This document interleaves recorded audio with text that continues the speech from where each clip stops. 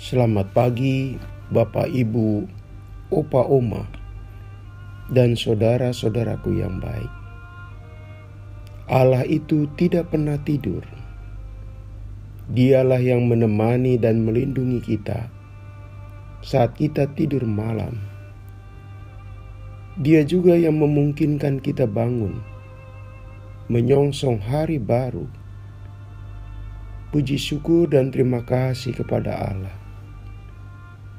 Firman Tuhan 1 Samuel 17 ayat 45 menjadi titik tolak renungan kita. Tetapi Daud berkata kepada orang Filistin itu, "Engkau mendatangi aku dengan pedang dan tombak dan lembing, tetapi aku mendatangi engkau dengan nama Tuhan semesta alam, Allah segala barisan Israel yang kau tantang itu." Saudaraku, salah satu hal dalam hidup adalah ketidakterdugaan. Dalam kehidupan, hal itu kerap terjadi. Hal ini akhirnya membuat manusia terkecoh. Ada dugaan manusia yang ternyata dalam pengalaman tidak menjadi kenyataan. Salah satu contoh paling terkenal dalam kisah Alkitab adalah Daud dan Goliat. Jika mereka berdiri bersama, lalu diperhadapkan pada banyak orang, lalu ditanya, siapa yang akan kalah di antara mereka? Saya yakin kebanyakan orang akan memilih Goliat sebagai pemenang, dan Daud akan dipandang sebelah mata. Mengapa? Oleh karena secara objektif Goliat memenuhi kriteria sebagai pemenang jika mereka bertarung satu sama lain. Goliat badan tinggi besar, pakai baju zirah atau penutup tubuh dari besi, senjatanya pedang dan tombak. Pengalaman perang sudah lebih dari cukup. Bandingkan dengan Daud, tinggi badan berukuran seperti orang kebanyakan. Pengalaman perang, nol, tidak ada.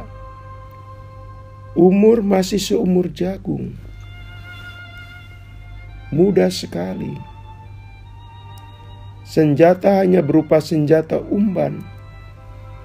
Tidak canggih. Terdiri dari tali dan batu. Jelas tidak seimbang. Tapi bukankah semua terkecoh? Semua orang Filistin maupun orang Israel sendiri tidak menyangka justru yang tumbang dan mati adalah Goliat. Si raksasa jago perang itu tewas di tangan orang muda yang sedari awal sudah diragukan kemampuannya. Saudaraku, orang hanya punya pikiran dan itu opini umum. Goliat akan memenangkan peperangan, dan kalaupun kalah hanya oleh pedang, itu pun agak mustahil, sebab tidak ada jago perang yang sebanding kehebatannya. Ada faktor yang tidak diperhitungkan oleh banyak orang. Apa? Yaitu faktor Allah. Karena memang dalam strategi perang, kekuatan Allah tidak diperhitungkan. Itulah yang terjadi, saudaraku. semua fokus pada kehebatan berperang dan kecanggihan alat-alat perang serta manusianya. Daud dalam hal itu semua, tapi ia punya yang tidak dimiliki oleh Goliat, yaitu bimbingan Tuhan. Allah yang menuntun Daud mempunyai pikiran jernih, tahu mana titik lemah Goliat. Ya, Allah membuka wawasan Daud bahwa setiap manusia punya kelemahan, dan disitulah titik kekuatan Daud. Titik kelemahan Goliat menjadi keuntungan Daud, sehingga titik lemah berupa dahi yang tidak terlindungi itu menjadi sasaran empuk batu umban milik Daud.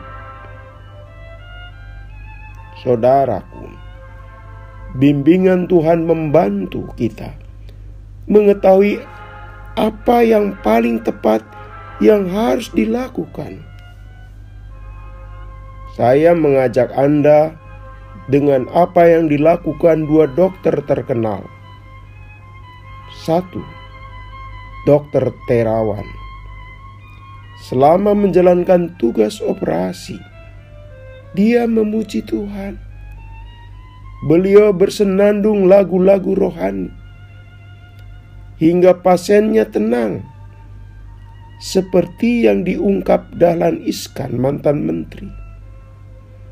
Saya yakin itu juga membuat jernih pikiran Dr. Terawan, sehingga merasa tuntunan Tuhan dalam tugas operasinya.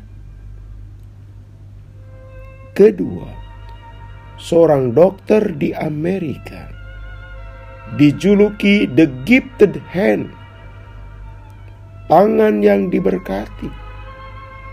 Dia dokter pertama membedah orang dempet atau kembar.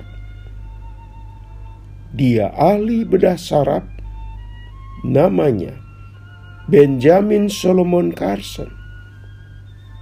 Dia berkata, setiap operasi sebelum dimulai, maka yang dia akan lakukan adalah berdoa. Saudaraku, kedua dokter ini sudah mumpuni, sudah hebat dalam tugas dan profesinya. Keterampilan dan pengetahuannya sungguh luar biasa. Tapi mereka tetap menempatkan bimbingan Tuhan sebagai faktor utama. Mari Senin ini kita berjalan dalam bimbingan Tuhan, mengisi hari yang diberikan Tuhan. Mari kita berdoa. Ya Tuhan, kiranya bimbingan-Mu di hari ini menjadi kekuatan bagi kami.